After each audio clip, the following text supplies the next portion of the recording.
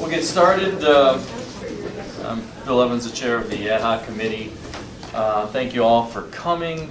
Ms. Domboski, who's on the committee, is going to be late, and Ms. Gray Jackson should be here, I believe, momentarily. But since we have a full agenda, I wanted to get started. We'll begin with introductions. As I said, I'm Bill Evans, chair of the committee. Pete Peterson, Anchorage Assembly. And as we've been doing, if we could just go around with the folks in the audience, we'll start with Amanda. My name is Amanda Moser, and I apologize, I'm going to need to leave early, but if you need anything from the clerk's office, Jamie will be able to assist you. Jamie Hines from the clerk's office. Who else we have in the back? I'm Sherry McWhorter from Salvation Army Cliffsdale Center. Carmen Springer, Anchorage Coalition to End Homelessness. Zachariah Hughes, KSKA, and APRN. Devin Kelly, Alaska Dispatch News. Karen Schaff, Volunteers of America. I'm John Spurbeck with the Housing Home Services Program with the ACMHS, Anchorage Community Mental Health Services. Steve Ashman with the Department of Health and Human Services. Nancy Anderson with the Department of Health and Human Services. Corey Evans, Anchorage South Child Partnership. Christopher Constant. I work at Aquila and I'm the president of the Fairview Community Council. I'm Cindy Franklin. I'm with the ABC. Dennis Weston. I work with McLaughlin Youth Center, DJJ. Mary Beth Bregel with Catholic Social Services and the Anchorage Coalition to End Homelessness. Laura Herman with Alaska Youth Advocates. Mason Ballison with Alaska Youth Advocates. Chris Mortensen with Alaska Youth Advocates and ACMHS.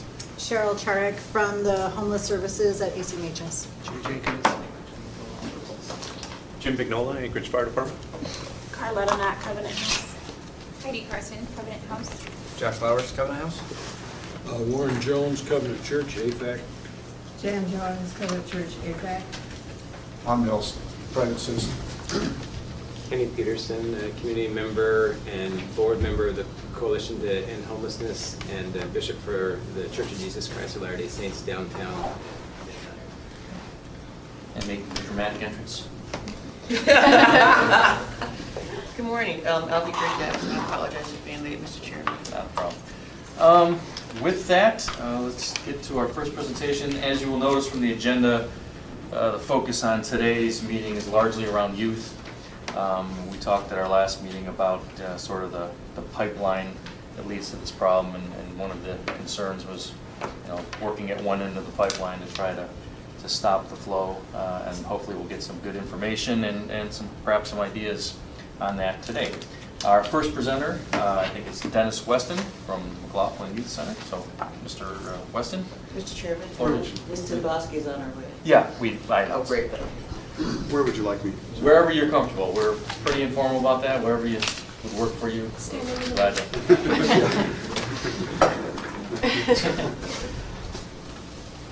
Well, thank you very much for inviting me. Basically, I was asked to kind of give an overview of what we kind of see in the division and some of the kids that we have coming into our facilities. I've worked in Southeast for 7-8 years, so I'm familiar with some of the Southeast facilities, Ketchikan, Juneau, some of the offices in Wrangell, Petersburg. And then up here, I am the regional manager for the Mat-Su Valley, Anchorage, and the Kenai Peninsula. So there's a pretty good cross-section of kids and referrals coming into those facilities and into those probation offices. And when it comes to the discussion on substance abuse, with the at-risk youth that we work with, it's the number one issue as far as what brings them in the door. We do a series of assessments when a youth comes in. If they're going to be in with probation for a while, we do a case management inventory youth level of service, which is kind of a best practice assessment to gauge risk and needs. And if they're going to be in our detention units, they're going to work with the Massachusetts Youth Service Inventory, the MACI, and then the MACI 2. And both of these things are kind of looking at those risk factors, and alcohol use and alcohol abuse, of course, figures quite high. If we go back into the 90s when the referrals were really high and we had several thousand admits in detention every year, and we had several hundred admits in the smaller facilities, and probation offices had thousands of referrals. The propensity of recreational versus chronic use of alcohol was quite different. We had a lot of With the diversion programs were not as prolific as they are now. And so you had a lot of recreational use that was kind of noted and identified through the assessment process. As we've gone into the last 10 years, the overall referrals have gone down because we have diversion programs, and we have kids going other places to get other services. But when they finally do hit the Division of Juvenile Justice, and we're talking about arrests and delinquencies and crimes, and approach a lifestyle that is now not involved with school and not cooperative with courts and not cooperative with police agencies, the propensity of chronic alcohol abuse and use is what we're seeing. As we do those assessments, talk to those kids, we don't find the recreational user, we don't find the youth that has a small problem with alcohol and drug abuse. These are assessed and deemed as chronic. And part of our response to that is to increase our services and informational groups and long-term therapy groups to kind of be addressing a chronic use pattern rather than a recreational or occasional use pattern. The current, historically, we've used a variety of therapy modalities and educational services in detention or in the full-term treatment units. We currently are using a couple of them. One of the most statewide, and I'm talking about across the state because these are core services, are Prime for Life. And Prime for Life comes to us as an evidence-based, which basically means it's got empirical evidence backing it up to show to work with the population that we're working with here in Alaska. And it also goes into the Prime Solutions, which is the long-term therapy. And that at the time was deemed as kind of the gold standard of treatment that could be offered for an at-risk youth that is involved in delinquencies, and kind of through the assessment process has been shown to have far beyond the recreational use and more into the long-term or the chronic use of substance abuse. The transition we're going through now is into the 7 Challenges curriculum, and this again is one that's been backed by some very good empirical evidence across the United States, cross-cultural, cross-socioeconomic boundaries, and really been shown to be effective. And so we're always on the hunt for the most recent and best information on how to address kids that are kind of demonstrating through our assessment process not just a minor problem with substance abuse, but one that is their number one, I'd say their number one target area of deficit, number one area that we need to address for them to be successful in the other areas. And that also comes into how we have looked after we have provided services, whether it's at a probation level or at a diversion level or at a detention or long-term treatment or transition level. What are the things that are bringing the kids back into either our system or into the adult system? And of course, alcohol-related delinquencies or alcohol-related crimes top the list. I mean, we're talking number 1 or number 2, 3, or 4. It's the number 1 issue, and that's in South Central and Southeast as well. That as we're working with kids that were being transitioned from probation modality into the general community or from a facility modality into the general community, if they were having trouble in school, if they were having trouble with work, if they were having trouble with relationships in the home, that with a little bit of interviewing and a little bit of discussion, we found that substance abuse and it's the wide range, from those gateway drugs of alcohol or marijuana to the more heavy, methamphetamines and cocaine and things like that. That was kind of the basis of what then later became usually a relapse, a full-blown relapse. And those relapses affected all the other areas of their life. Predominantly for youth, their school attendance, their ability to hold a job, their ability to remain in the place that they were at, or their ability to maintain their probation obligations. So those were, given that kind of overall look, and we're always trying to improve our success with at-risk youth that come into our system, we have put a massive amount of resource into that type of approach when it comes to, are you going to be successful in the community, and how are we addressing those triggers and those things in your life that might lead you back into a pattern use of substance. And that's been a real challenge. We have I could go through all day how many kids are successful in all of those modalities given, proper supervision and maybe even in our facilities or in close proximity to our transition services. But once they get involved in substance abuse, which might have been an issue 2 years ago in their lives, quite prolifically, there's almost an immediate drop in their success in a wide variety. It doesn't just affect their school, it doesn't just affect their job, it just kind of goes across the board and quickly kind of descends to the point where we're now concerned about reoffense, we're concerned about additional crimes, and if they're not in the adult system, then winding up in the adult system. And we've really kind of worked with our transition teams, and we've worked with the various people that are, I would say that's where our focus has been at late. When you have referrals going down, you don't have to put the focus so much now on intake issues and detention issues, but our focus and our resources have gone to those kids that are being transitioned back in the community. And we would love to have 100% success rate, but our success rates hover around 50%, and of those 50%, I would say 99% could be linked to some level of substance abuse as part of the relapse. It doesn't take much to have, in legal terms, to be a recidivist. If you have a conduct violation or probation violation, it doesn't necessarily mean you're going to engage in a lifelong commitment to a life of crime. But it certainly does present itself as a marker. If you cannot, for whatever reason, if you're not doing well in school, if you're no longer able to show up for a job, if you're no longer able to meet with your probation officer, where you had no problems with that 1, 2, 3 months ago, it does beg the question, what changed?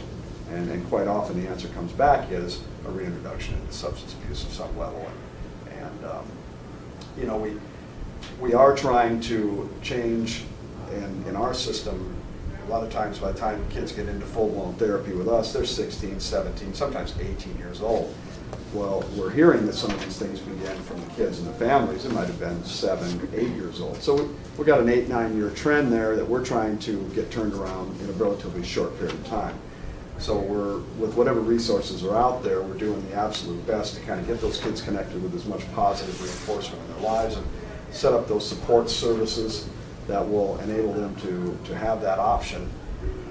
But we are battling sometimes a 7, 8 year trend of behavior and an addiction cycle that is very difficult to break through long term. It isn't something that a lot of times shows up in the immediate months after a transition into the community or back into a school or into a new job. But we try to watch for a whole 2 years.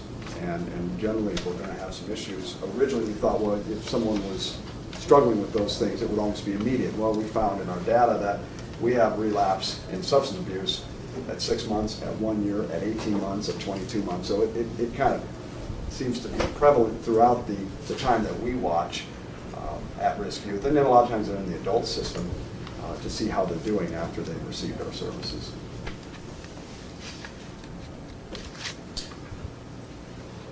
Further? Yeah, I like I say, I could talk all day just in generalities, but that's the umbrella. I mean, we've looked at it on what groups of kids are doing well. We looked at the Samoan Pacific Islander. We looked at Alaska Native. We looked at all this. It is an umbrella that seems to affect all groups. It is an umbrella that affects across. You've got kids that came from relatively affluent backgrounds. You've got kids that are coming from poverty background. It seems to be across the board. If they come in with those assessments or showing those markers, that we have generally seen that they continue to struggle with that through our time. And in a facility where we are supervising them all the time, it isn't so much an issue. So we are able to demonstrate that people can live without it. But the key is to be successful out in the community when we're not watching all the time. And that is the real challenge, and that's why the effort has gone into transition. We desperately make our partnerships with whatever group is out there that is able to kind of add to that support web, that support network that kids are being released out into. The idea, once they come into DJJ, 100% of those kids are going to be back in the community probably within 2 years.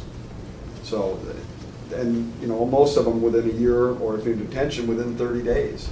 So, but at the end of 2 years, 100% of them are in the community, and we're certainly working with the Anchorage School District, and we're working with Alaska Native Justice Center, and we're working with, any of the partner agencies that, kind of receive and we get kids, we kind of move them around, and that's just a basic requirement, because, we are talking about the same families and the same kids.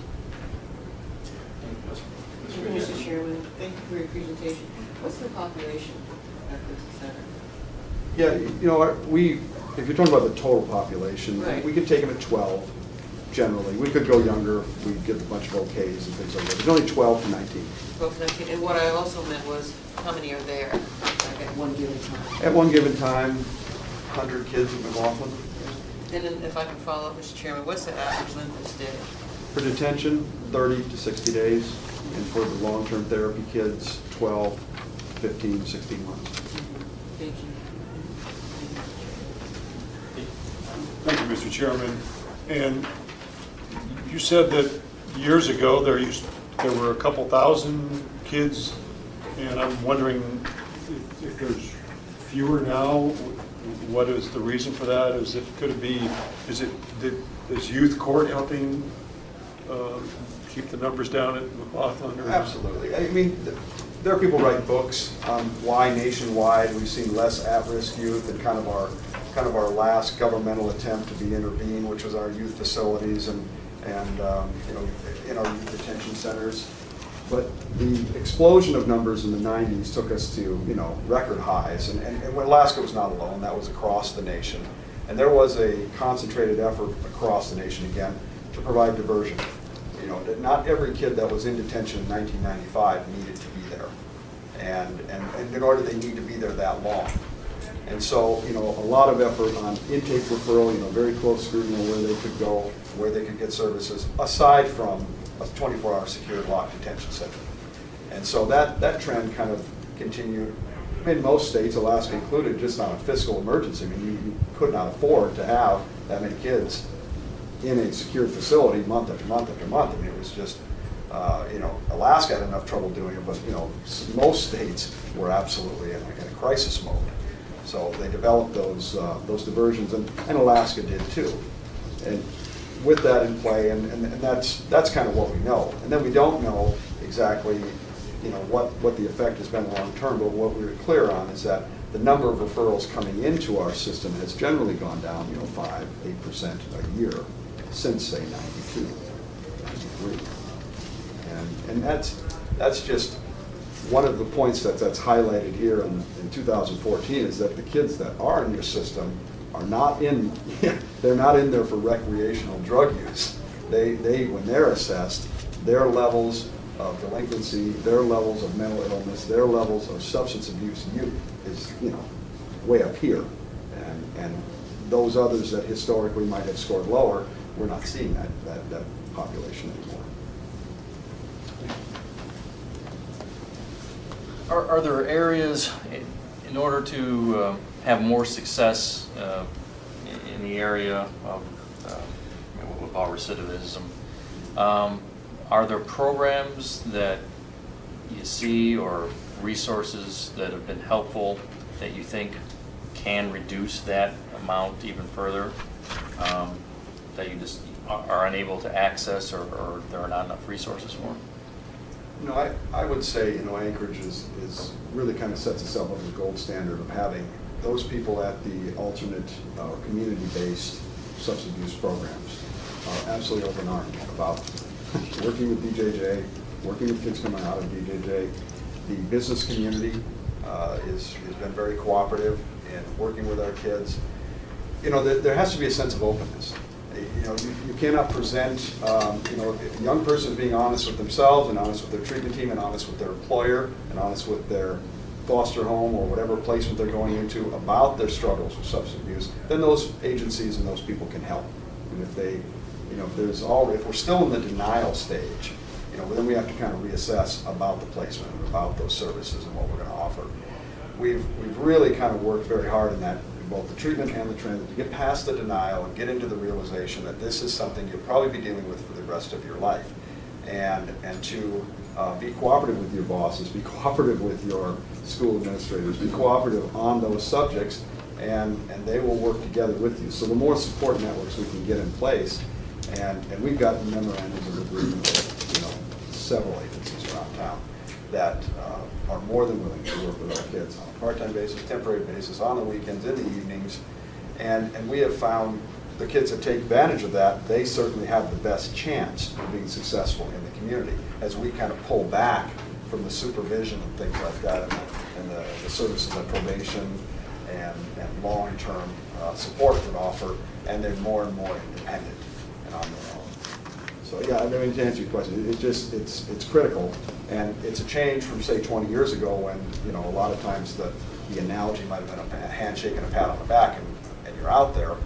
That the success of those kids was shockingly low, and the success of the kids that get every service we offer is we're by no means comfortable with 50%, 60%. We'd like to see every kid be successful, and we dig into that data. When we find someone that's not successful, at what point, at what occurred, what changed, and we try to dig into those recidivism numbers a little bit and respond programmatically to what it tells us. I mean, it's kind of, we're tasked with doing that because things are changing out in the community with regards to what drugs are available and how much is, what is being used and how often and where kids are accessing it, and we're trying to respond to that as well.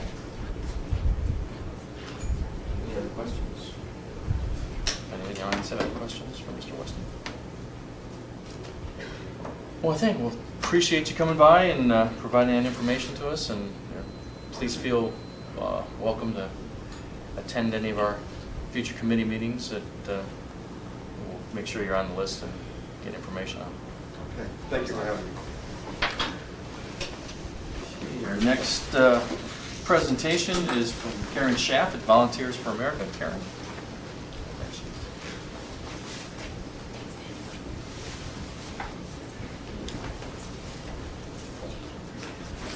I'll sit over here so my back's not turning. Let me get a little organized. Thanks for inviting me to present. I appreciate the opportunity. Again, my name is Karen Schaff. I'm the Vice President of Treatment Services for Volunteers in America, Alaska. I do have some information for you. See that? And I also have probably almost enough copies for the audience, so I'll put those on the back desk at the end. So I just want to just start a little about telling about our programs. We have been in providing services to youth with substance use disorders and co-occurring mental health disorders since 1981, when we started our residential program up at Eagle River on Highland Road, which is called the ARCH program. Sometimes we're more known for that than our corporate name. And since then, we've really focused on developing a full continuum of care that provides individual services for the youth that we serve and the families that we serve, so we can meet their needs. And the needs change over the years. So we've developed and added, and really almost every youth in our care currently has a very specific, unique program that is just tailored to them. And I'm really proud of the ability to do that. So the youth that we serve are primarily 12 to 18 years old.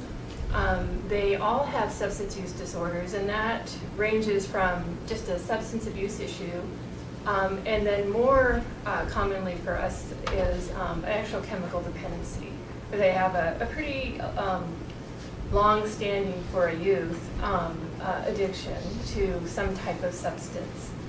And it's amazing, a lot of the kids are starting when they're, 9, 10, 11, 12, and so by the time they get into services and they're 17, they've actually been using a fair amount of time and a fair severity of use.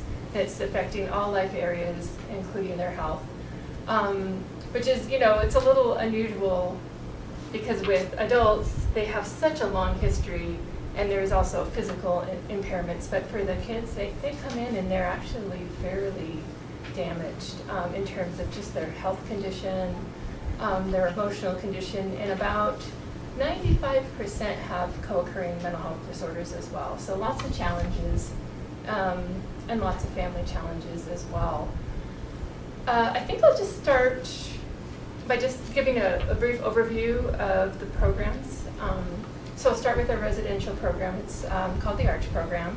It's a 24-bed facility. It's in the Eagle River up on Highland Road, and we're really fortunate to have a beautiful facility. I don't know, Jerry's nodding. Beautiful facility that has been designed specifically to treat this type of individual, and so it's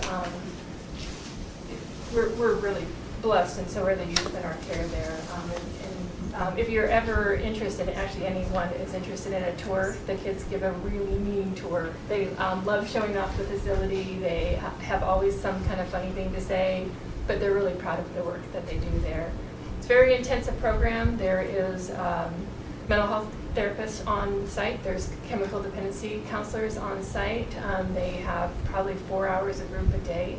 They see a mental health therapist if they have that condition, and about 95% again do. So they see them weekly and sometimes daily. The same thing with the chemical dependency counselors. They have weekly individual sessions. We also spend a lot of time doing family work. It's a statewide program. So youth are from all over the state of Alaska, and in fact, probably about 80 to 85% are from the outside of the Anchorage area at any given time, and it changes. But so we spend a lot of time doing family services. We'll do it on the phone. We're just in the process of installing telemedicine equipment so we can do it face-to-face with the families, and then also the families come in. We have a weekly family program that's held in town, and it's all of our programs combined, including the Arch residents, and any parents and family members that are in this area can come into it. And there's probably about 60 individuals every week in attendance at that family night. We have an Anchorage School District classrooms too, actually, right on site every day, Monday through Friday. So a teacher and a teacher's aide, they work really closely with us. We have someone in the classroom to help the teachers with behaviors, and the kids can, some of them are caught up in, right along their developmental area, their grade level for school, and some are really not behind, or very behind. The other thing that we run into with the youth is that some of them have never had a positive school experience. They just have never fit in. They've never been successful. And they get in this classroom, and we have this amazing teacher who actually makes sure they also get to go running and, have some exercise so that they kind of stay, stimulated and get some of that energy burned off. They are adolescents. And they have done really well. Some will experience success in classroom that they've never had. I was actually up with, during like a Christmas break once, and a kid was standing next to me, we were watching chores or something, and he said, "I don't like it when there's no school in session." He's like, "It doesn't feel right. I really like school." And then he looked at me and said, "I can't believe I just said that." It's just, he's just never had experienced that. But we have kids who graduate from high school during their stay with us. And the average length of stay up there is 5 to 7 months. They can stay longer if they need to, and they can stay less. It's all depending on progress and the severity of what they have going on. I'll just pause right there. Do you have any questions about that program in particular? Not at this time, we may later, but. So we also have a full continuum of outpatient services and community-based services. We have an intensive outpatient, which can be up to 5 days a week. Those kids also have addiction issues and co-occurring mental health disorders, but they are able to be maintained in the community. They often have their own psychiatrists and mental health clinicians in the community at another partnering agency, but we also have a psychiatrist that we work with, Dr. Matsutani, who kind of works at every place in the community. It's up to 5 days a week. They do groups, they do individuals, they have family sessions. We have an outpatient program, and that's more for kids who have a substance use disorder, so they're kind of just coming into the system. They may have gotten caught at school, they may have a minor consuming alcohol, their parents may have caught them and have worried. And that's once a week for about 3 months. Once a week for group, once a week for individuals and families, and family sessions as needed. Just to back up, the intensive outpatient is actually 3 months and 3 months of continuing care, so a total of 6 months. So so it's pretty intensive. We have a continuing care program. The kids from intensive outpatient go into it. The kids from the ARCH program that are in the area can go into it. And we have a partnership with the Transitional Services Unit at McLaughlin. Mr. Weston was talking about, all the community partners. We're one. We've had a long-standing community partnership with McLaughlin Youth Center. We actually start seeing the kids coming out of the institution about a month and a half before they leave. We do an assessment.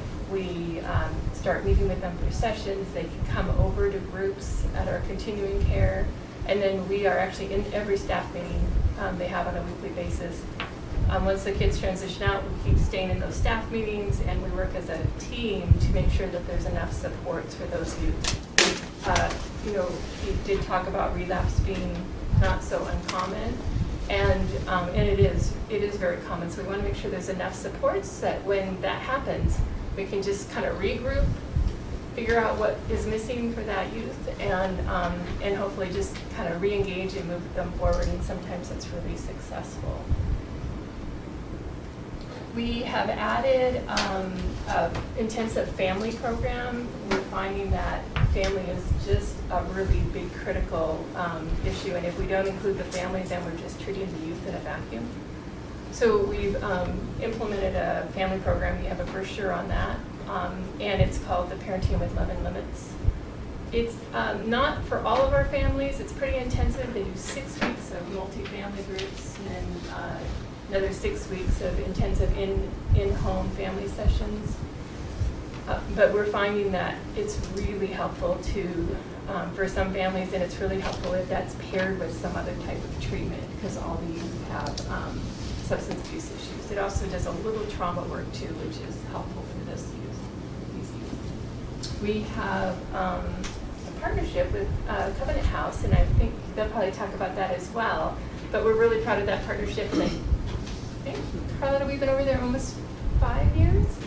5 years. So we have a full-time employee, a mental health clinician and a substance abuse clinician combined, full-time employee, and they just work at Covenant House and their programs because of the severity of the youth there in terms of the substance abuse. It's been a really wonderful partnership. I think we've seen lots of gains in the youth and the stability, and we can help educate their staff and support their staff in working with the kids, and so that's been a really fun thing. I think you'll see our thing. We partner with anyone. We partner across the board because that's the only way, I think, to really make any gains in these youth, because they're in so many different systems. So if the systems aren't talking, it's not as successful. And the last program that I'll mention is the Transition into Independence program, which is called the TIP program, short for that. And it's really community-based. It's new for us. It's a model that many programs use and have it infiltrated into their systems. But it's really working with the kids side by side, kids who are 14 to 24, coaching, helping them with housing, helping them with employment, maintaining employment, really helping them determine what their goals are, and it might not always be ours, but what their goals are and how we can help get them there. And so it's ongoing support for the youth, and we're seeing nice results from that as well. So if I did give you some handouts, and one of the handout is just the breakdown of who we saw in the last fiscal year. So for your reference, but I did want to point out a couple things. One is that at the initial screening, 72% of the youth we served presented with some kind of adverse childhood experience, which is trauma.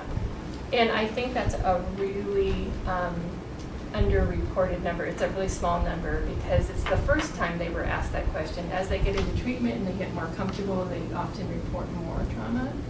So it's a minimum of 72% of these youth are walking in with trauma, and it makes it harder and more complicated as they, age. So what we try to do is treat the whole person: their substance abuse, the mental health, the trauma, and really any health issues too. So working with primary care. And then I listed some outcomes as well, so just for your reference. that, I'll just ask if you have any questions. Other questions? Ms. Gray-Jackson? Thank you, Mr. Chairman. I don't have a question. First off, I want to say thank you for your presentation. And secondly, for those who don't know, I think it was the late 90s, because I was staff at the Assembly, when the Making a Difference program was established by Senator Reagan and Senator Cheney. And it's a wonderful program. It's a youth offender program. And the three agencies that participate is the Youth Court, Volunteer of America, and Laughlin. And, throughout the years, in the early days, the funding was, flowing from the municipality without any issues. And then we had issues. But I'm really, really happy to say that during the 2015 budget process, as you probably know already, that the funding for Volunteers of America and the Youth Court was reinstated. So I'm very happy about that. Yeah, Thank we were you, Mr. happy Chairman. too. Mr. Peterson? Thank you, Mr. Chairman. So if I understand what you said correctly, when the youth transition out of McLaughlin, many of them end up with you? Is that typically the way it works, or?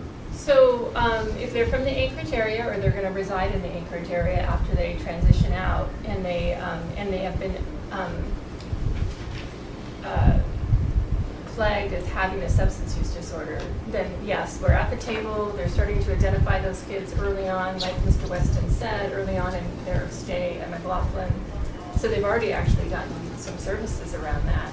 And then we step in, work with them, and continue to support them. What we found is probably almost 10 years ago, we were serving youth from the Transitional Services Unit. We were having a 0% success rate. Like, absolutely no kids were staying in treatment. That doesn't mean they didn't make gains and make improvements in their life. It just means that they were not staying in services for the duration or even a significant amount of time. So when we changed this partnership to implement evidence-based practice, to join their team and start seeing them before they left, we increased within the first 2 months by 37% of retention. And it's just continued to go. So if we do that, we've seen a lot better results. Good, thank you. Couple questions.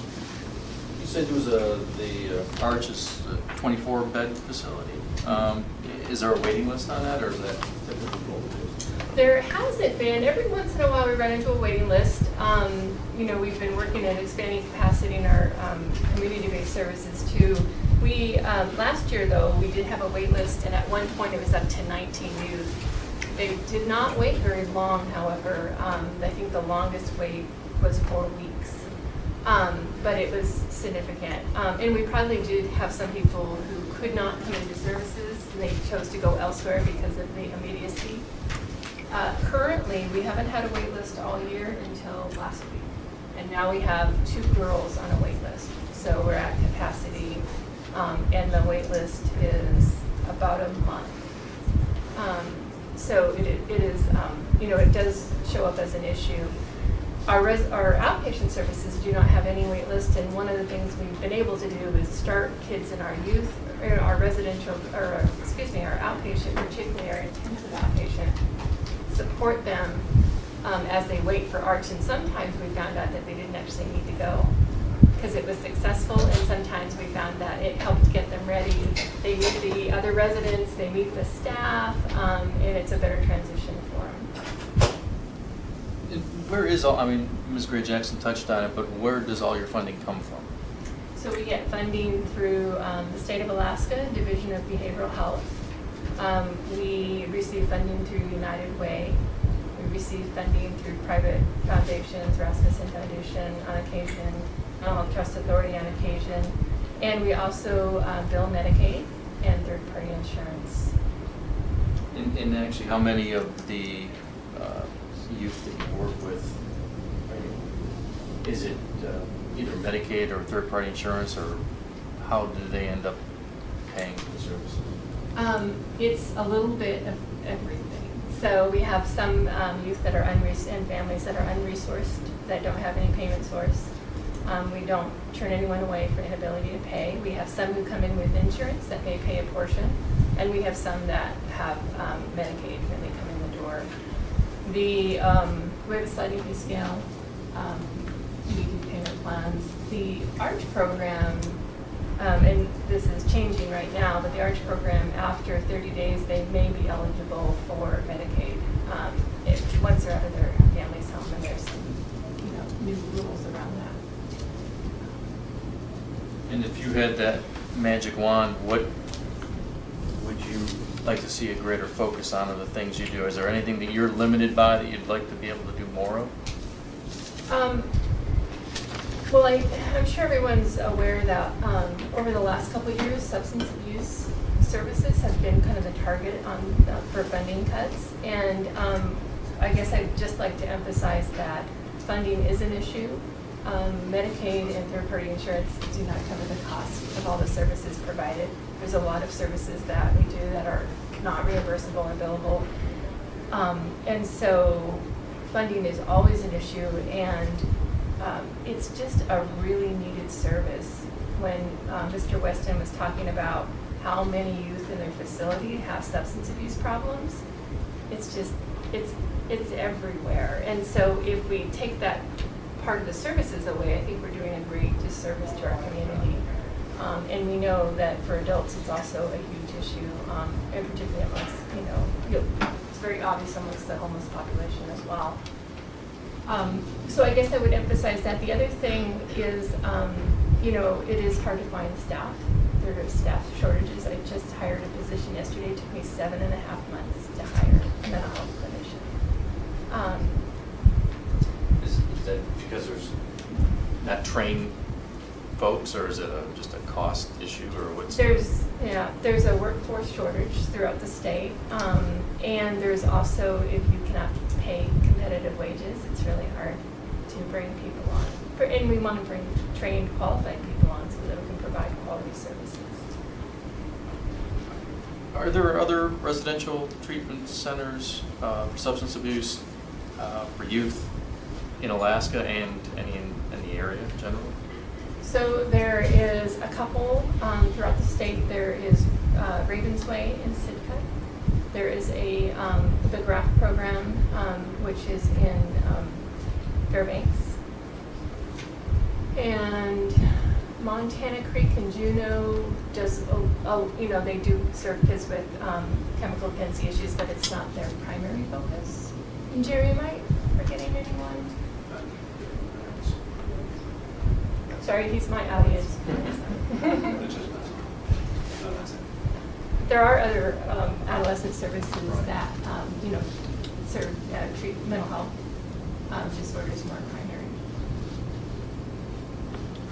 And the ASD teachers, are those actually ASD, do they work technically for ASD and service your facility, or? Okay. Yes, so they're ASD employees. We have one teacher, one new teacher's aide. We used to have 2 teachers, but due to funding cuts, that got reduced. So they have 2 classrooms. They have all grades, primarily high school. And they are pretty amazing. In the summer, we do, because the kids are so far behind, we do summer school.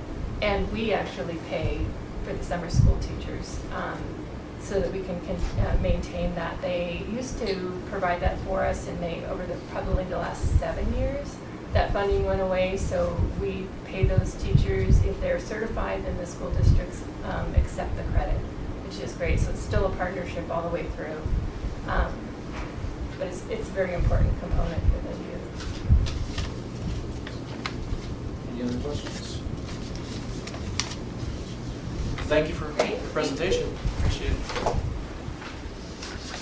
It's 10 to 12. As is our custom, we have pizza in the back, so we'll take a quick break here. Help yourself to some pizza if you want it, and then we'll get started with our next presentation. Newest agenda. It was like pizza was provided, which was like, oh, thank goodness. It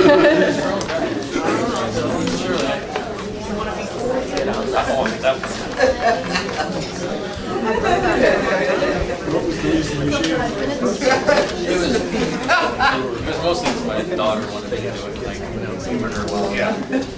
At one time, I just couldn't I couldn't feel it, but I know. You guys want to cut goatee?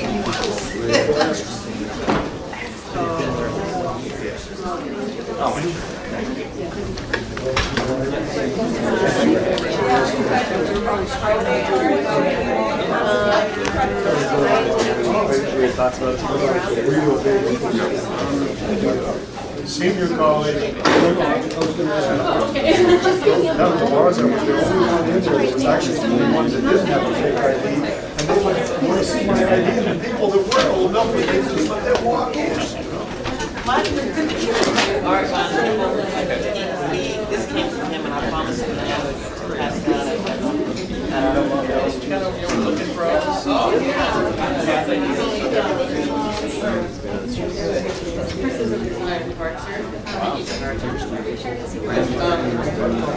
You know who you are, okay, but anyway,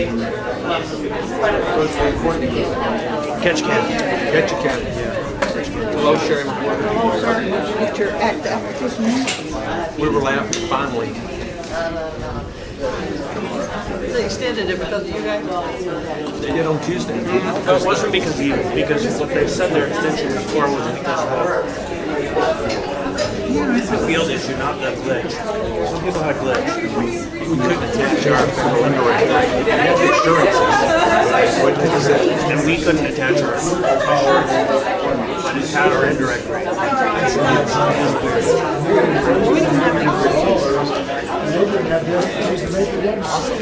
I got it.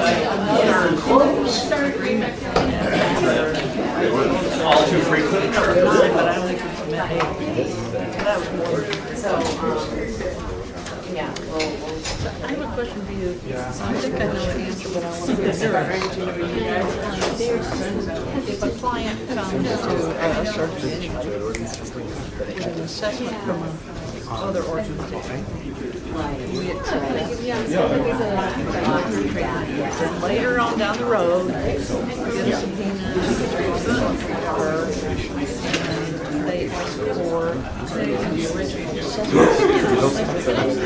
I didn't think so. That's what I told You can only release what we've done. That's why. because that's called a re-release. Yeah, and it's third-party information. It's not, I won't say it's not valid, but for us to release it, it's not valid.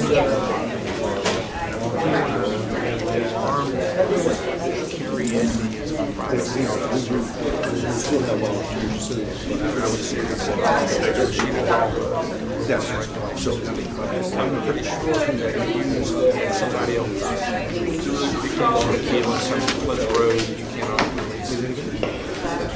That's always been my understanding, but I had to it is possible. You better get it.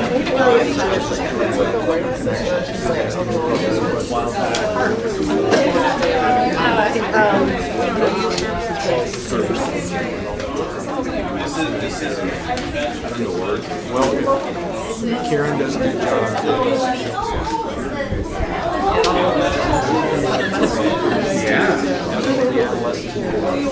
Well, yeah, they're not adolescents except in every way except for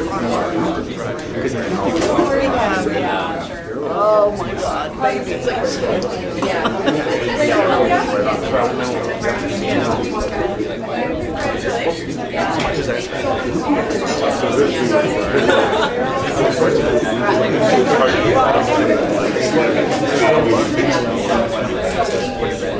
You guys kind of covered a lot of the areas, a lot of the holes.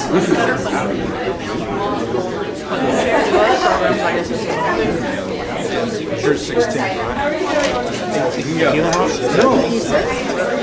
I think it's 18, but capability, I think about 40. What, same thing? Yeah, we can put Came up this morning and had a conversation with Thomas Clark. I saw something last week. Holiday break. as far as like what the research is by mentors or adults or adults, but like mentor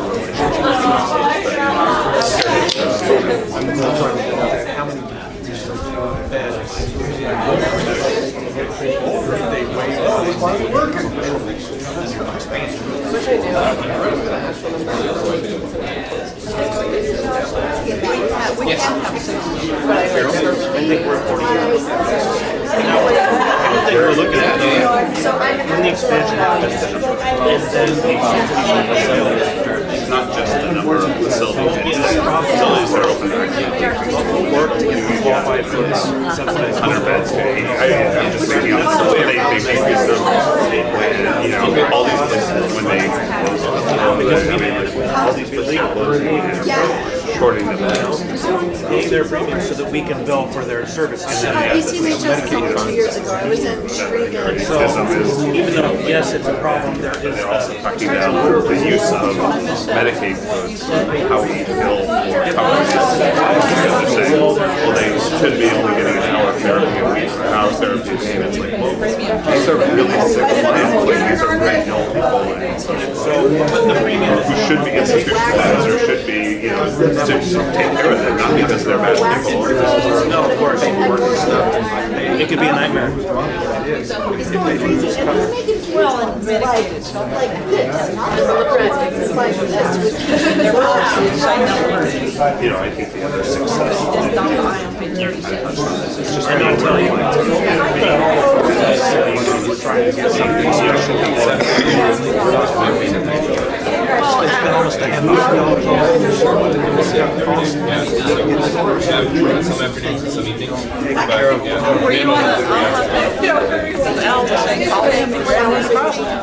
half Sunday through Tuesday.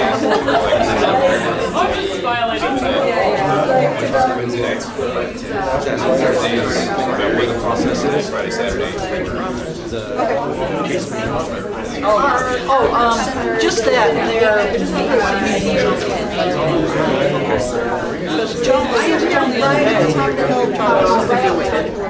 That's what you get from cigarettes. Let's put another one on here, shaming one. He's got it scheduled for 3 days. I said, how can it take 3 days? Like 4. So I'm not sure your side. So she sent me a note today and she said, no, it's only 1 day. You guys get scheduled. We can talk about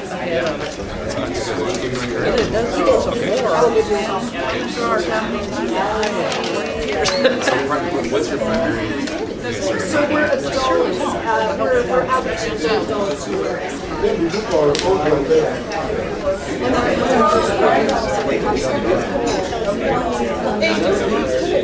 I don't know if that's there. And right now, I've got a guy They were one of your internally that I talked to.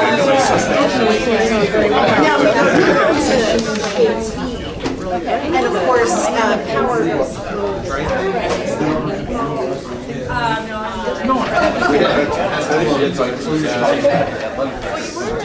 the fact that we can't.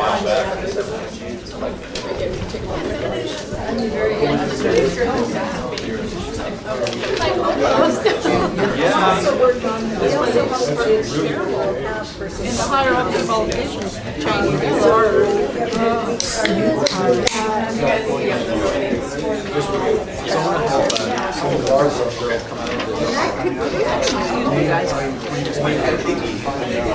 I'll see you on Monday.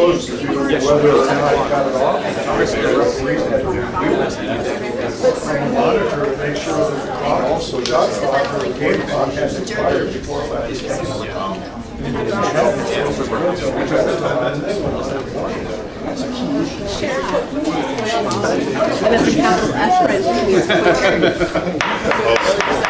Okay, folks.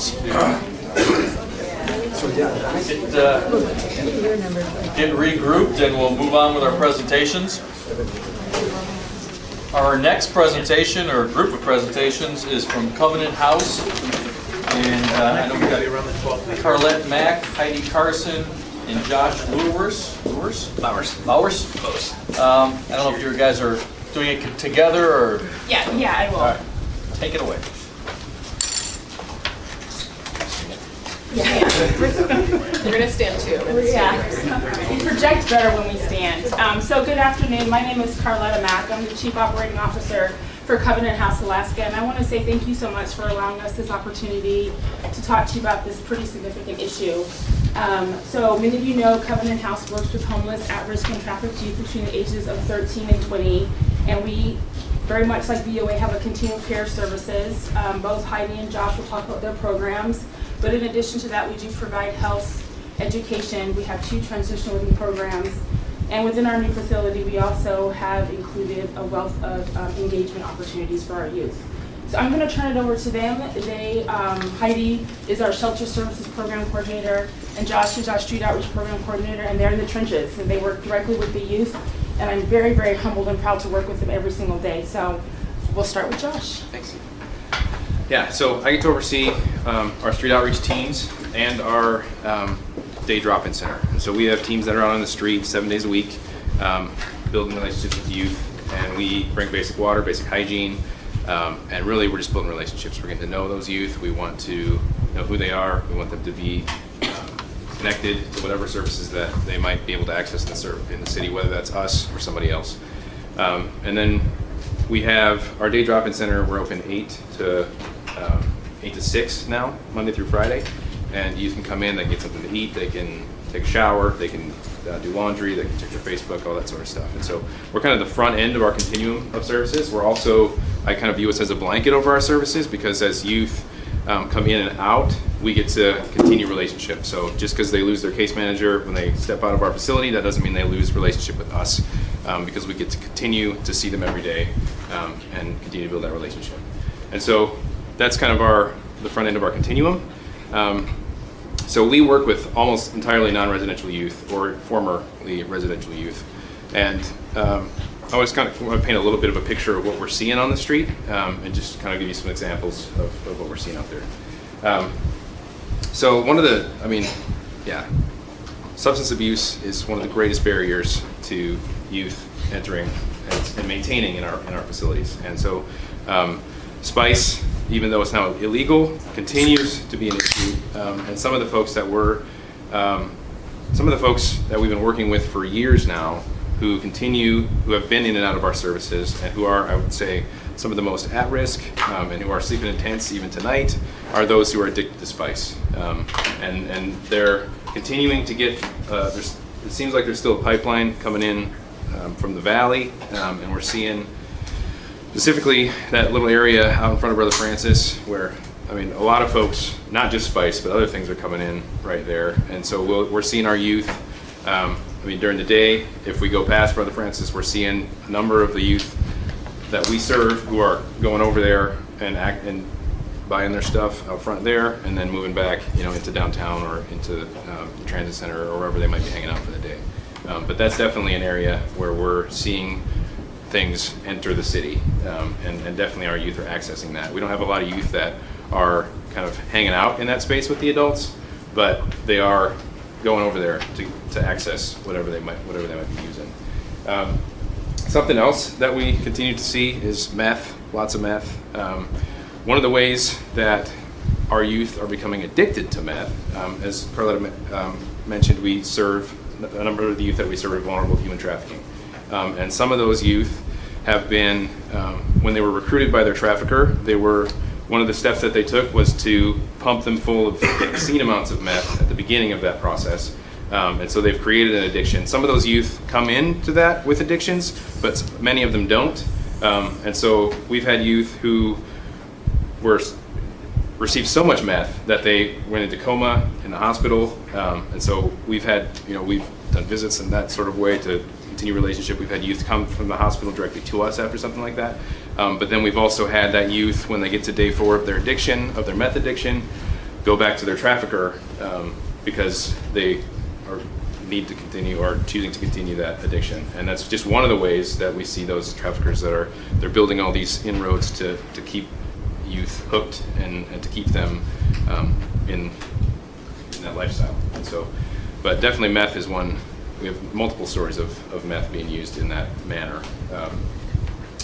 Alcohol continues, as we said in other presentations, continues to be a problem. Like I said, at BFS, if you walk down right there, right in front, you can buy a $1 shot on that sidewalk and on that road, and our youth are accessing that. But we see kind of across the downtown area tends to be the most visible area that we see folks who are using or abusing drugs. We do see it elsewhere around the city. As I said, we go all over our city, all different areas.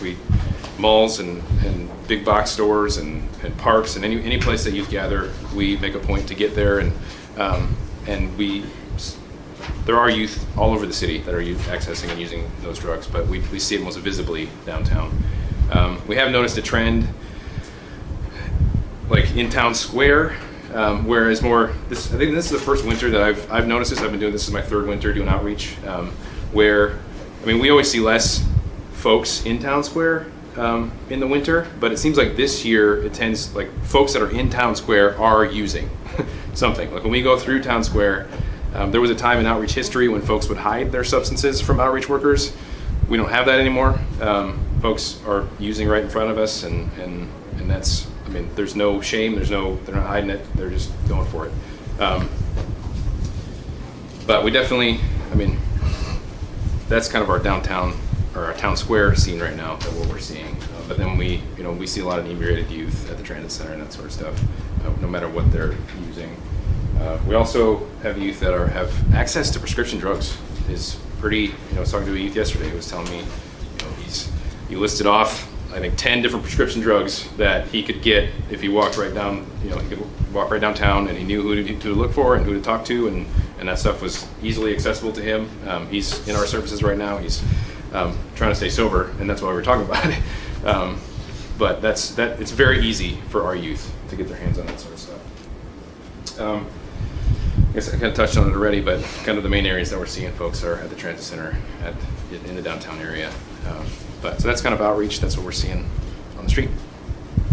And then after, a lot of times Josh will make relationships with a lot of youth on the street. Sometimes that's their first introduction to our services. So after that trust and rapport has been established, the youth might decide to come and stay in the shelter. So I manage the shelter portion of that, and our focus, one of our principles is immediacy. So the focus of that is being able to provide them immediately with the thing that's going to keep them there at the shelter. So sometimes that's just shelter, food, basic needs, that in and of itself. But we also try to provide some other engagement activities that might keep them there and off the street, and then also might introduce them to something that's really going to take a different hold on their life other than what the street has provided. So we've got a multi-purpose room with like a rock wall. We have a number of different volunteers that come in, and we've got yoga people and kung fu people and rock climbers that come in. We have a lot of art and music opportunities for the youth to engage in, spoken word, writers, all sorts of engaging activities, cultural events, fun events that the youth, whether they're residents or not, they can come and join us and do something safe and off the street to keep them off the street. Additionally, we provide individualized case planning for each of our youth. So we serve youth 13 and 20 years of age. There's a plethora of different reasons why they might be in the shelter, and there's just as many different case plans. So everyone has their own individualized case plan. We partner a lot with everybody in this room in regards to getting them the services that they need. We recognize that we can't exactly be the ones to do it all, so we invite the experts in. So we've got VOA and Anchorage Community Mental Health. We have 9-Star on site. We have an Anchorage School District classroom on site. We have Providence clinicians, South Central Foundation clinicians that are able to meet our youth with their mental health and substance abuse needs. We also provide education and employment opportunities for the youth to be able to stabilize and not need to go back to traffickers because they can make their own money in a different way, or accomplish some goals and see some successes in their life. The barriers that we're kind of having with youth needing substance abuse treatment, it takes a very, very long time for them to get into any sort of inpatient treatment, and this is causing I mean, last week, sitting at my desk, I look out and there's 4 youth that we have on in-house that are basically grounded. They're grounded to the inside of the shelter and they're supposed to stay there. And all 4 of them are detoxing off of meth. And they're not having a great day. And they're likely not going to be successful and stay in that shelter. And the window for them to get into treatment is months and months away. And that's if they have all their paperwork, which they don't. And that's if they make all the appointments, and even if we drive them or whatever, it's very difficult to get them that immediate service that they might need. There's been times where we've called the hospital feeling like they're medically, the chemical dependency was taking, straining their health, and we've been told by hospitals before, you bring them in when they're seizing, we don't do detox here. So we've had youth that were on Spice that right away you couldn't recognize what they were on or how much they were on, or didn't know what to report to emergency services based on what they were taking. And 1 minute they're fine, the next minute they're seizing on the floor, and then they go into a coma. So we're seeing a lot of different behaviors that we're, it's how do you deal with that? How does frontline staff able to deal with that on an immediate basis, other than maybe we could take them to the hospital if they're severe enough, which is not working. The waiting lists have been a barrier. The paperwork has been a barrier in order to get them in to be seen somewhere. And then after that, the appropriate housing for them is also an issue, because there's not sober housing. We don't have a lot of transitional living programs. If we do, there might be a waiting list, or again, another arduous process to be able to enter those. So alternate, it's pretty much once you get out of jail or you get out of treatment, you better have somewhere to go, because you're just going to end up back on the street again, which isn't exactly conducive to staying sober. So that's kind of what we're seeing at the shelter for Shelter 2. I would like to add, I think oftentimes when folks think about ways that youth get to the street, people think that maybe they had an addiction that got them to the street. But in our experience, I've learned that many of the youth that we serve got to the street with other avenues and gained their addiction on the street. And so I think that's something just I want to throw out there also. I thank Heidi and Josh for kind of giving us an overview of what they're seeing in this area. One of the things we were also asked to address is kind of what we see is working. And I think Heidi touched on it and Karen touched on it, and it truly is our partners. And it's coming together to address the issues. Like Karen said, Volunteers of America is a 40-hour-week clinician. Covenant House is not the expert in all. We don't want to do it all. We rely heavily on our community partners to provide the services that we need. South Central Foundation provides clinical support as well as case management, which allows us, particularly for those youth who are Alaska Native, to connect them to resources with South Central Foundation. Providence Hospital provides a psychiatrist 2 hours a week. 2 hours doesn't seem like a lot, but we value it immensely, particularly for those youth who might be on meds or need to get on medication. 9 Star Enterprises provides an educational specialist helping youth get connected to education, whether that's completing their high school diploma. Anchorage Community Mental Health, 20 hours a week, they provide a clinician on site. Once again, it's invaluable. And what's happened is it allows us to create a clinical support around these youth. And then we also work with Alaska Youth Advocates on outreach. Once again, sometimes we work with youth that they work better with, and we recognize and respect that, and we also value the support that they provide our youth in their peer mentoring program. We're also very fortunate to have graduate students who are spending their semesters with us, and that's also immeasurable and valuable resources. I also have to speak to the fact that we also rely heavily on our community resources, like the Anchorage Police Department. The CIT program, I cannot say enough about that program. Our staff were able to call APD, ask for a CIT officer, and when they come and interact with our youth in a compassionate manner, particularly when they're having an episode, is valuable not only to the youth but also to our staff. They've also come on site and trained our staff in mental health first aid. Wendy Shackelford deserves an award. The Anchorage Fire Department, the paramedics, we rely on them heavily, and you're probably seeing an increase in calls from Covenant House to them. It's not because of crime, but because we are contacting them when we're having an episode where a youth is having a medical emergency due to substance abuse, and our staff are just not in a role or position to address it, and it does create a strain on that resource. Relationships that we have with the FBI are amazing when it comes to working with human trafficking victims. They come to us immediately if we have a victim that's ready to report and get out. And so once again, I just want to emphasize what's working is when we can come together as a community, whereas we're not the expert in an area and you are. You know, all of our partners are bringing money to the table. They're the ones applying for the grants. They're the ones providing the staff to provide these resources. And I think it's also important as we're looking at these issues, and as Karen so eloquently said, we're here to treat the whole person. In order to have long-term impact, we need to address all the issues that our youth are presenting with. And you know, we can't necessarily always end homelessness, but we can definitely end the impacts of homelessness on our youth. Thank you. Any questions for any of the presenters? Thank you, Mr. Chairman. Just thank you very much for your presentation. It's very, very enlightening to hear your stories. It's, I have a question that is probably because I've been gone for a few years and I'm back, but we were running a program much like Covenant House in Hollywood, California, and a large percentage of the kids were thrown away by their families because of LGBT issues. And are you seeing that, and what is here to support those kids, or adults for that matter?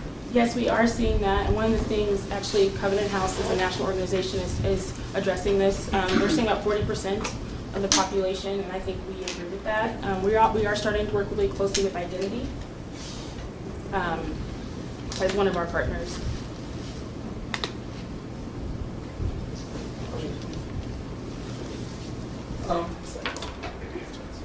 Josh, what constitutes a street outreach team? What does that? It's at least 2 people, and we have a case manager or a case worker partnered with a peer outreach worker, and so our peers are 18 to 21, and usually somebody that has experience within being homeless in their past, and so it gives us a lot of insight into the street. But it's usually 2, sometimes 3, and we're on foot, we're in vehicle. In the summer we have bikes, but so we're just systematically going across the city, getting to know folks. And I realize it's a moving target and not possible to quantify exactly, but do you have a sense of how many youth are on the streets at any given time? Well, so for our point in time count last year, we did a youth unsheltered count, and we were able to, kind of our first stab at really doing it unsheltered for 24 hours. We did 24 hours through the night, and we counted 71 youth out that night.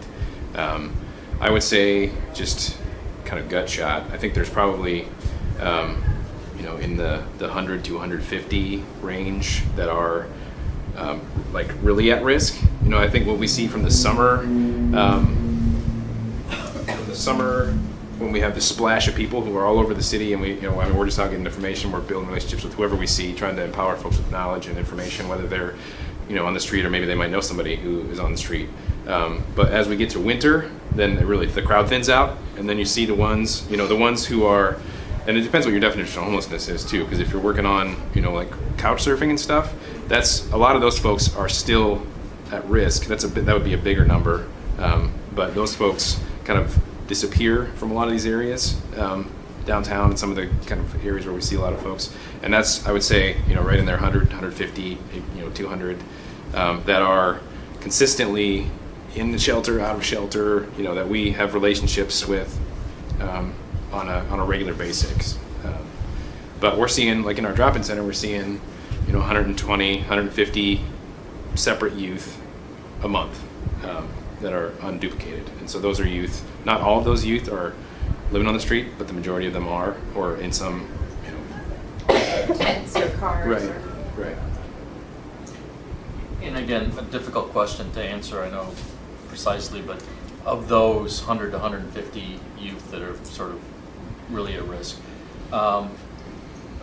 what's your sense of how many of them have either a substance abuse dependency or a mental illness that's sort of driving their condition?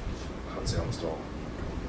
Yeah. And the mental health piece being a big part of that. You know, I think some of the most vulnerable folks, it's the mental health stuff that got them there, you know, and the addiction came when they hit the street. That's like, and, you know, and I think some of the folks that we have the hardest, you know, like we have youth that have schizophrenia or other types of, that we attempt to keep them in-house, and it gets very difficult. And we've had situations where we've been in lockdown in our drop-in center with the youth, you know, and waiting for APD to come, but trying to, it's really difficult for us to keep them in our facility, but the paths, as Heidi said, it takes a long time to get folks into different places. And so that youth often, you know, APD might come and pick them up, but then they might drop them off down the street, you know, because there's not really anywhere for them to go, and they're not, you know, they're not being charged with anything, and they're not quite, you know, I mean, they can go to the psych ER, but they can talk that out well enough to not end up having to stay there, and then they're right back out. And that youth is one of the, you know, extremely vulnerable to substance abuse and that sort of stuff. And one of the challenges we see is that, you know, a situation like that where you have a youth, APD comes, and if the youth says, I'm not going to hurt myself, they won't transport them. But there's episodes, like, you know, and then eventually they end up at API. Or jail. Heidi, how many can be housed in the shelter at one time? Is that- Our capacity is we have 62 beds, and 2 of those beds are reserved for, they were called nap rooms, so for like sick kids or maybe kids that worked like an overnight shift the night before. Those nap rooms are constantly full because we've got kids that are so sick from heroin withdrawals or their meth addiction that they can't come out to the shelter around everybody else because they're too ill, and it's not enough. We definitely have young adults detoxing in our shelter around everyone else. In the obstacle to having more nap rooms is just the size of the facility. You need a bigger facility. You need what?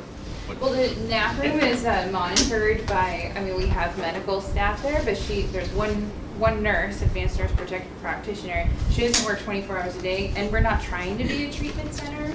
I mean, our focus is to work with youth that are homeless, but we recognize a lot of homeless youth have drug and alcohol problems. We're just not equipped to have 24-hour monitoring of young people that might be coming down hard off of some substances. Sometimes we don't even know what those substances are. So it's kind of a guessing game, and then you almost have to wait to the point where they're so sick now we can take them to the hospital. Or, I mean, that's definitely happened. You mentioned in your presentation that one of the problems is getting kids into treatment when the time comes. Where, I mean, and when we heard from Karen about, you know, they're not normally on a waiting list there for the residential care. What agencies or where is it that you're trying to get people into that you're running into? Well, even if they don't have waiting lists, it's an arduous process just to get in. So even if you have all of your paperwork and things that you need, you still have to meet with them, have the paperwork, have Medicaid, get an assessment. Like, all of these things take time. Some of the treatment centers in town, you know, we won't hear from them for 4 months after we've done all the paperwork, got everything in. And again, getting somebody any kind of, our Bring Here works with some homeless folks, and having them have a state ID alone is a miracle, you know. So having to track down and get their birth certificate, their social security number, to apply for Medicaid, to apply to get into treatment is difficult. So all of it takes a really long time. There's even been some treatment centers that have, it's kind of like this double-edged sword. In order to get in, they have to show through like a urine analysis that they're on drugs, but to be in our shelter, they have to be able to maintain enough and not really be on drugs. You know, we can't have them there high and things like that. So it's almost like they can't be sober in the shelter, but they also can't be not sober to get into treatment. So there's a lot of barriers like that, which make it very difficult. Yeah, well, I think how you talked about immediacy, and you know, the window that we have with a lot of these youth. I mean, our average stay right now is 15 days, but those with substance abuse, I would say, is a lot smaller than that. And so, as we're trying just to get documents, can take a couple of days, and that might be all that we have with that youth for this go round, you know, and then they're back on the street. using again, and then we get them back, and so it's without having kind of a immediate funnel for youth, that we end up losing them, and then they're back to outreach, and then we bring them back. And There's a tremendous strain on emergency services for these things, and then also the court system. I mean, for us to have to, there's definitely been times where we've had folks ex parte and had to solicit court help to get them into psychiatric services, or at least they, there's been times on outreach where this person isn't going to make it tonight. Like, something has to be done. We got to figure something out, and sometimes that's getting court services, but it's incredibly taxing on this community. And I guess the question I ask most everybody is, what can you identify as something we can or would hope we could do better in your field that would make a difference? I would love if we could get youth into detox, almost like a no questions asked type of thing, where we can get them in, get them medically cleared and safe, and then be able to start the process to get them into the at least substance abuse and mental health treatment that they need, without having to go through a process of, now we have to get all this paperwork and do this whole kind of bureaucratic dance, just to be able to get them in and get them served and treat them immediately was nice. Is the paperwork burden largely because they're youth, and normally with a youth you'd have to have the parents' permission, or is that what causes the... Sometimes that's the problem, but sometimes it's just lack of an identification record, or it just getting an assessment might be 3 weeks at an agency, to be able to make that appointment. So nobody gets an immediate assessment. Might be helpful to clarify that some of the youth are older than 18, right? Yeah. So ours, for example, goes up to age 18. Most of the youth that we serve over there are over the age of 18, 19, 20, 21. So it kind of puts them in an odd, into the adult realm, even though some of them would be better served in a youth realm. Also, this isn't more about kind of the human trafficking part of this, but having some sort of diversion program, like they talked about diversion programs within with the first Laughlin. It's something like right now, some of the hardest, because of the addiction and the mental illness and the other things that are the youth that we're serving who are being trafficked or have been trafficked, having some sort of quick program that we can slide folks into, or a transitional program for them, would be phenomenal, because I think they're some of the hardest to house, because the reason that they're being trafficked is because they're extremely vulnerable, and they have mental illness, and they have substance abuse issues, and they have all these other things, and so we end up losing them to the street, I think, quicker than any of the other folks that we serve, because of all of that. And so having some specific services for our human trafficking victims would be phenomenal. Chris? Yeah, just a comment, actually, following on what Ms. McWhorter had said. I would like to publicly thank Covenant House for being a national leader in serving transgender youth. I know that it's not a broadly spoken policy. I know it's an issue that has challenged this community at its heart for a long time, but Covenant House is a leader, and these are the most vulnerable of the most vulnerable in our community. And so I just would say thank you. That's leadership. Thank you for your presentation, and thank you for being here. Thank you for the job you do. Our last presentation today, we have Chris Mortensen, member from the Street Outreach Team, Alaska Youth Advocates. Hi. Welcome. Thank you for having us. I'm going to just introduce myself real quick, but I have to run over to our center actually to let youth into work at 1 o'clock shift. So I'm going to just introduce myself and our team. My name is Chris Mortensen. I'm the program manager down at Alaska Youth Advocates. And Alaska Youth Advocates on July 1st merged with Anchorage Community Mental Health. And so that's kind of how I became involved with Alaska Youth Advocates.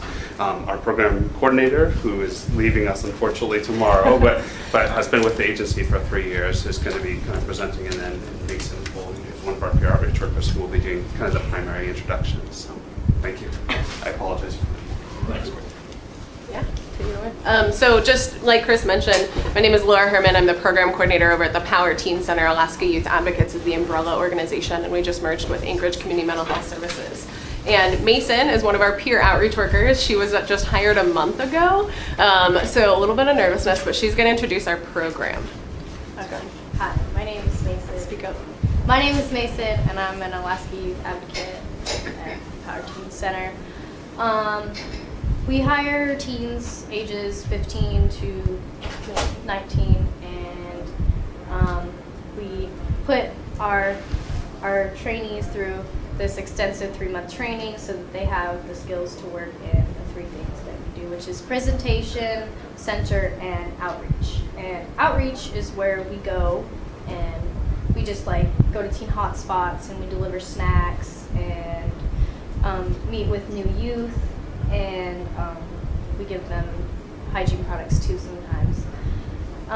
Center is where we sit and we connect with the youth on a personal level, and we talk to them, about housing and stuff like that. We have case management services in center. We have food, we have snacks, we have clothes, we have a multitude of things.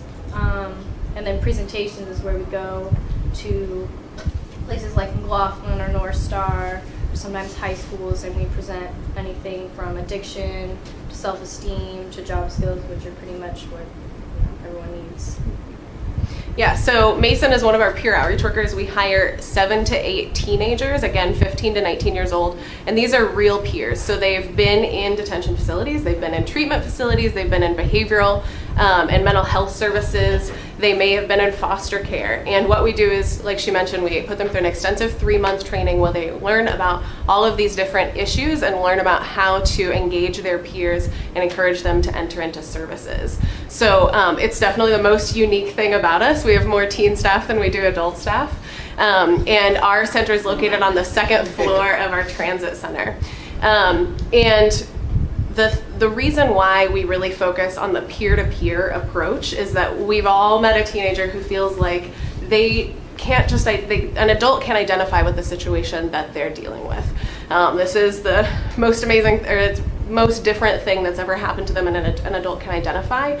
But when they sit down with a peer who has been through a lot of the same experiences, they feel like they can engage more successfully with services, or they get a firsthand account of, yeah, I know Covenant House sounds kind of scary, but they're really great people over there, and I stayed there for a week, or whatever that is.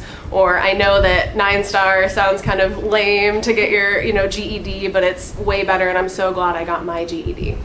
So really what we're doing is we're changing peer culture about and supporting peers in a positive environment. And one of the most important aspects of Alaska Youth Advocates, and Covenant House touched on this actually, is that we are a low or almost no barrier program. So we serve ages 13 through 23 years old, up to age 24. We don't require them to give us a name, to fill in any intake paperwork, to tell us anything about their lives if they don't want to. They can just come into our drop-in center, get a piece of food, sit down, play some Xbox, get an STI or pregnancy test, get condoms, and those are all things that they're able to do without having to give us any information. And when you're seeing youth who are who've maybe been in all of these different systems, who have felt very diagnosed, like you're just trying to head shrink me, or all of these sorts of things where they've had to go through an assessment, they've had to fill out an intake paperwork, all of that stuff. Being able to come into and access services without having to have any of those barriers is huge. And Josh talked about 100 and 150 youth in our community who are the most at risk, living on the street every day. And in October, our average amount of people who walked through our door was 59.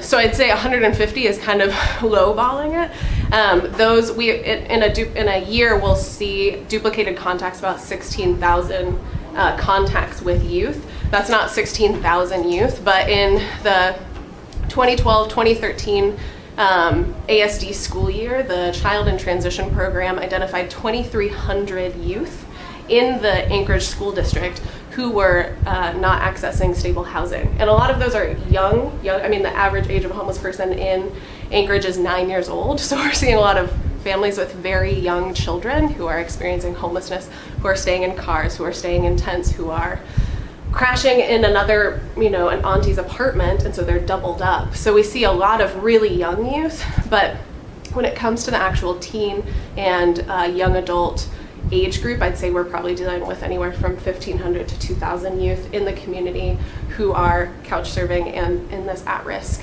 sort of population. Mason, like all of our peer outreach workers, has some of her own experiences and has friends who've also kind of experienced that, so I'm going to give her an opportunity to talk about whatever she wants to talk about, and no pressure. So I guess I'm just going to talk about a little bit about Center and how it's kind of helped me and how I've seen it help some of my peers. I first came into Center because I had nowhere to go. A year ago, maybe? Year and a half ago? A year ago. And I'd never heard of this place before. And my friend was like, oh, you should just come with me to the Teen Power Center. And I was like, all right, whatever that is. And it turned out that it was pretty cool. Like I'd never really seen a place like that before, where there's like people my age working, and then Laura was really cool, and like it felt like a whole different thing that I'd never really had before, and I when I first started coming to Center, I struggled with addiction and stuff like that, but just being in Center and just talking to the people there and just their support, it made me want to be a better person. It made me want to change. And I can't speak for all of my peers, but I can speak for some when I say that the Center has really helped them and they have made positive changes in their life just because of the conversations and the support that the Center gives them. Thanks for sharing that. And I think what Mason touched on is really important, is that not only are we having a service with really low barriers where you don't have to do anything to hang out with us, you're also seeing peers who are not straight A students, but they're just like you and me, and they have a job, and they're running our drop-in center, and they're standing up here and doing community presentations, and they're conducting street outreach on the street in pairs of two. And so really, we're a youth-run and a youth-led organization, and the youth are our main service providers. And so really building their skill so that not only are we serving our clients, but really our employees are also our clients. And that we're doing intensive case management and intensive skill building and job skills. I mean, oftentimes this is a first job for many of them. Maybe they just got out of McLaughlin and they applied and they're a really great candidate. In this, not Mason's round, but the last round before that of hiring, because we hire every quarter or so, we had 45 applicants for 4 positions that we were hiring for. So the Power Teen Center is seen as an amazing place. They always feel really honored to work there. And they're always like, "Oh, I'm a peer outreach worker," and it's really cool to be a part of an organization that really builds up and lifts up students and youth in our community. Sorry, tomorrow's my last day, and it's been a really amazing opportunity to work for Pulaski Youth Advocates, and so I'm really emotional because I have to say goodbye to everybody. But I will get it together. I think we don't really need to talk about the problem anymore. We had a lot of really expertise folks who are seeing and articulating what that problem is. So what I'd really like to focus on is what are effective solutions and what we've seen are effective solutions. And one thing I'd just like to mention is Alaska Youth Advocates, we have a program coordinator, case manager, a counselor that's being paid through Anchorage Community Mental Health Services, and then we have 17 staff, and we have a budget of $300,000. So if you want to talk about cost-effective programming, we can hire 4 peer educators for one program coordinator. And really what you're talking about is, like I said, job skills, all of those really amazing opportunities to have a mentor that actually cares about their life. And I'm calling every morning like, "What's up? Are you coming into work today? How are things going? See you at 1 o'clock." And I think the other piece that's really important is what the fancy term is diversion programs, but really what we're seeing is that there's meaningful opportunities throughout the city that youth are engaging in. And when there's a positive place for them to be that is fun, they're doing cool things, whether it's Alaska Teen Media Institute or working with AK Pride with Mautosi's program over at Northway Mall, there's a cool engaging thing for them to do where they feel like they belong that doesn't involve substances. And when youth don't feel like they have that opportunity, they're going to turn to the next fun thing that's promoted in the media and even in our own community, which is substances, and that's like what all the cool kids are doing. Of course, through the strength of our youth program in the Youth Risk Behavioral Survey, in the ASD, we see that a majority of youth are not engaging in substance use. A majority of youth are not smoking marijuana, but when you are feeling disconnected from your family, when you don't have a spiritual community that you feel connected to, when you don't have these assets and resiliency pieces that you've developed over your life, you're turning to these kind of easier mechanisms to escape the trauma that you've experienced. I think as far as solutions and what money could be thrown at, mental health services I think is a huge aspect of that. What we're seeing is these youth are, and I'm sure hopefully you've heard of the Adverse Childhood Experience Survey, and how the more adverse childhood experiences you've had as a child will then create huge actual health issues later, whether that's heart attacks or drug addiction or lots of different things. There's a direct correlation between a parent being incarcerated or having trauma in the home, and then later on seeing these results. So if you haven't heard of that study, definitely look into it. It was like a 40,000 person study. It's incredible. So what we're seeing is that if you don't have an appropriate way to process the trauma that you've experienced in your childhood, if you don't have that mental health services available kind of as you're experiencing the trauma or immediately after, then you are developing coping mechanisms that are not healthy, whether that's substance use, being in domestic violence relationships, or not having the supports that you need because you don't know how to deal with the trauma and the severe experiences that you've had. So I think that's a huge aspect. And then I think what Covenant House also mentioned is just transitional aged youth and how we have this awkward middle ground of 18 to 24-year-olds. They're not adults. If you look at this population, you're seeing really skilled young people with like opportunities and chances, but not with the brain development. Of course, we're not seeing finalized brain development in women until 25 and in men until age 27. So you're having growing brains. People are turning 18 and don't necessarily have the life skills to pay rent, keep their job, all of those sorts of things. And so what we are seeing a void of services is for this kind of unique middle ground. Once a kid turns 21, they're no longer able to get shelter services from Covenant House. And so we have BFS, we have Rescue Mission. I mean, there's a very small amount of places that they could go to sleep overnight. And so I think what we really need to see is a lot more transitional aged youth living programs. And these are focused on kind of the housing first model that we see for adult chronic homeless, that the first step is to get them into a housed, stable situation. Then we can assess substance abuse, mental health issues, job, employment, skills, all of those things. But the first thing is getting shelter, stable shelter over their heads. And so I think, like Heidi had mentioned, if we have a detox facility or a transitional living program where they can just get in the door and have a safe place to sleep and eat, then we're able to address those problems without all of the paperwork, without all of the caveats of, oh, you have to be sober, or you can't be sober, like all of that stuff. Just like show up, here's a bed, we care about you, and let's talk about what's going on in your life and how we can support you.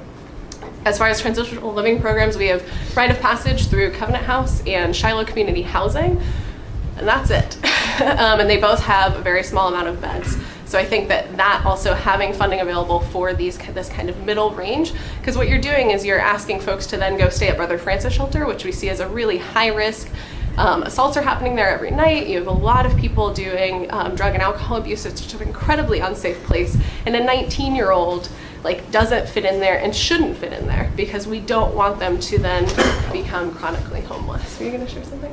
Yeah, I was just going to kind of say that, I don't know, I'm just kind of an opinion, but I think they should have treatment centers for homeless youth, because I've actually, when I was in Providence, I was in the behavioral health unit, and this was fairly recently, and they told me that, since I was homeless, that they pretty much wanted, they wasn't their exact words, but they pretty much wanted me to go soon. And they told me, when you're on the adult unit and you're there for more than 5 days, and especially if you're homeless, they'll kick you out. Just because I think they have this view that there's somebody's pretending to be mentally ill just so they can have a bed to sleep in. But I mean, people do that, but it's a really big issue because a lot of my peers and myself, I have some mental health issues, and I think that it's a really big thing that needs to be addressed is treatment centers and homelessness, like put together kind of in a way. And the problem is that someone needs a bed. So if they're having to fake mental health issues to then get into services, or they're having to engage in meth use so that they can get into a treatment facility, I mean, the problem is that there aren't beds, and we need beds. So I think that's kind of all. We'll get off our soapboxes. I've pulled myself together, so any questions at this point? Yeah. Ms. Grayjack. Thank you, Mr. Chairman. Thank you both for that really great presentation. And Heidi, thank you for sharing your personal story. Mason. Heidi, right? Mason. Oh, Heidi was our other presenter. Heidi's also really cool, though. Really? So anyway, how old are you, if you don't mind me asking? I'm 19. I look fairly young for my age. Yeah, you too. Where are you located? We're in the second floor of the transit center. We're your neighbors. We're right next to the listening post. You're all welcome to come over and check out our drop-in facility after this. Can I follow up, Mr. Chairman? Yes. Thank you. So do you get volunteers? Yeah, we have because we have such a small adult staff, it's hard to then have the staff time to then be able to engage volunteers. But yes, we always have folks who are interested in volunteering, and in a lot of ways it's keeping food in our center. I mean, we work with the food bank. We have a huge list of community partners. We have the municipality providing a nurse to do STD and pregnancy testing and birth control on our site. But so we're able to maximize those connections since we do have such a small budget. But when we're talking about volunteers, oftentimes it's making sure that there's like delicious food to have at our center, or coming in and just listening to people's stories. We're right next to the listening post, and they have a sign that says what people need is a good listening to. And I think that's a really great approach. Like, we have lots of service providers who like to say that they're the expert, that, oh, you need to kind of sit down and listen to, I'm about to impart a bunch of intelligence, and this is what you need to do to better your life. But oftentimes these youth and young adults don't feel heard and don't feel like anyone is caring about what's really going on in their lives. So one more comment, if my name is Chair. Well, I'm a good listener and a whole lot of fun, so I think I'm just gonna. Yes, Elvie, come by. She's a really good cook too. Oh, good. Awesome. Any other questions? I did want to note for the record that during the last presentation from Covenant House, Ms. Dembowski joined us, and we're all the better for it. Sorry for being late. That's all right. No, any other comments or questions? No, I just want to say thank you. Thank you, Mason. Thank you. Best wishes on your new job, whatever that may be. That was very helpful, and getting the solutions like that is just what we're looking for. So thank you very much. Thank you. Thank you. I'll also give you guys a power card, so you can. This is what we hand out on our street most of the time. We have over 20 resource cards that we're giving out on different topics, whether it's legal issues or substance abuse or whatever problem they identify. We can then give them a little card that they can take with them. So awesome. Well, it's that time. Are there any comments from members just generally? Mr. Peterson? Thank you, Mr. Chairman. Something that I, have been hoping that we would find out about, and I was wondering about it, is the agencies working and coordinating their services with each other, so that we're not all in our own little silos doing our own thing.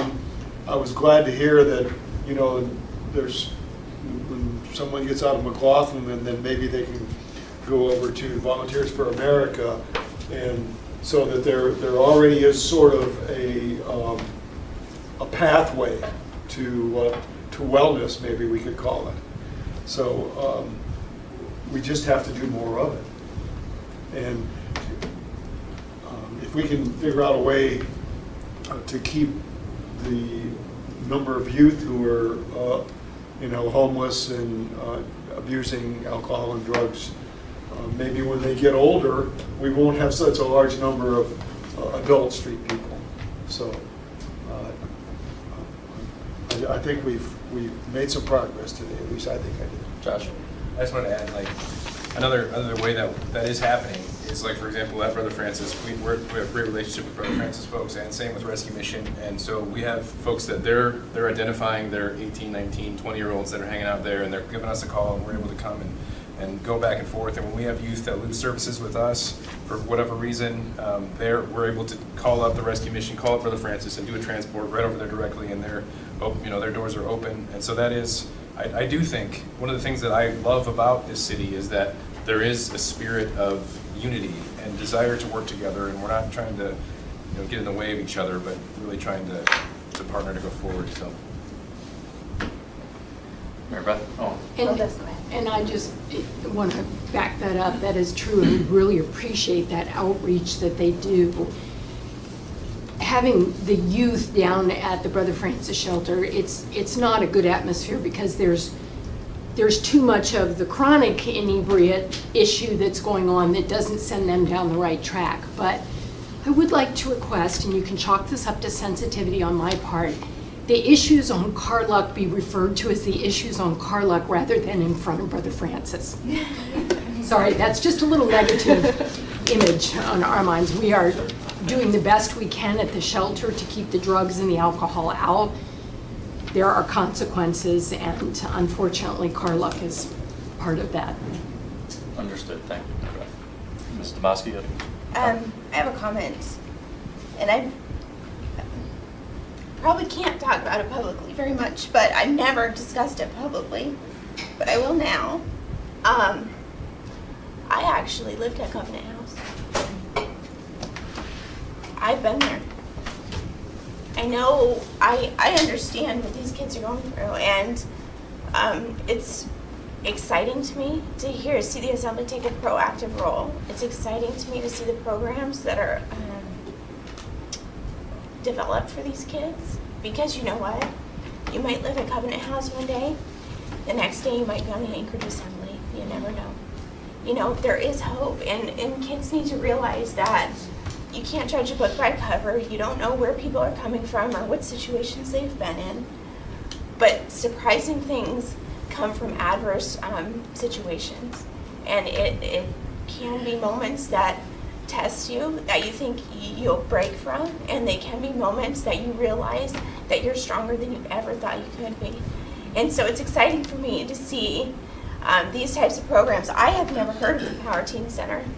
So this is best kept secret in town. I am telling you. I was going to say, but through discussions like this, we can become a megaphone, and we can become a megaphone for not only highlighting the problems, but highlighting the areas and the avenues we need to take for solutions. And I'm excited to come by your digs and see what it's like, because I think by highlighting the good that's happening, we don't need to be judgmental, but we need to be supportive, and we need to help find solutions. So I just appreciate it very much.